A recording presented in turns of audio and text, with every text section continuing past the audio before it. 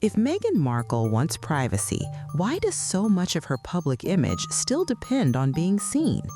Meghan Markle talks about privacy, but her Instagram tells a very different story. Because you cannot claim to protect your children while turning their private moments into public content. Welcome to Headline to Heartline.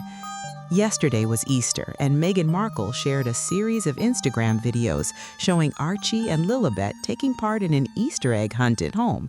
And this is exactly where the contradiction begins. For years, Meghan and Harry have wrapped themselves in the language of privacy, media intrusion, and protecting their family.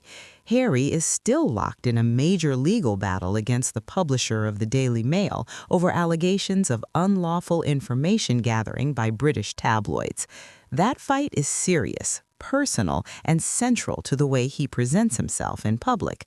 But while Harry is fighting the tabloids in court, Meghan is still feeding them exactly what they want: fresh, curated family content dressed up as innocent sharing. That is the contradiction. You cannot wage war against the celebrity machine while also handing it material.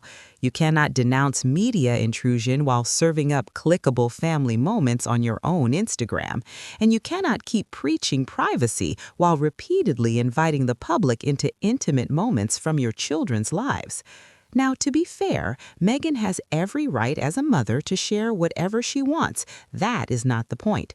The point is that she cannot keep doing this while expecting the public to accept the victim narrative every single time the media responds.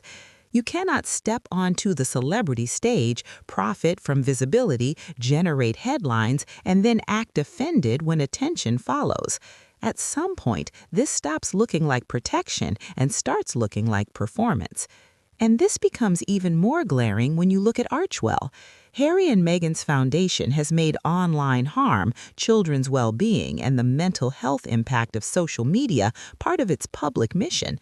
Their parents' network is presented as a support community for families affected by internet harm. They have spoken publicly about the risks young people face online and the emotional damage social media can cause.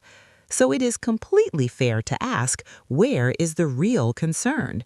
If social media is harmful enough for them to campaign against, why is it still acceptable when they're the ones using it to package private family moments for public consumption?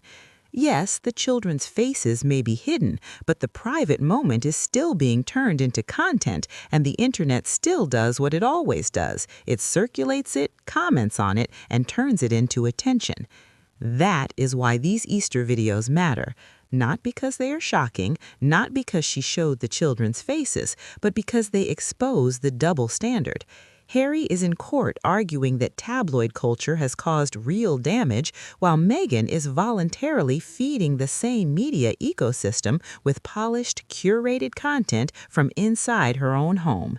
She may not be inviting paparazzi through the gate, but she is still giving the tabloids exactly the kind of material they live off. And that is the real takeaway. You cannot have everything. If you want to live as a celebrity, then live as a celebrity, but do not build your image around privacy while constantly teasing the public with selective access to your children's lives. Do not run to the media with a victim narrative while also giving the media fresh material to monetize. And do not hide behind a foundation that speaks about social media harm and mental health while still using that same machine when it benefits your own brand. Because that is what this starts to look like. Not protection, not principle, but a calculated bid for attention. And that is why so many people find this all so unconvincing. The language is protection, but the strategy is exposure. The message is concern, but the behavior is self-serving. The branding says privacy, but the reality looks a lot more like begging for attention.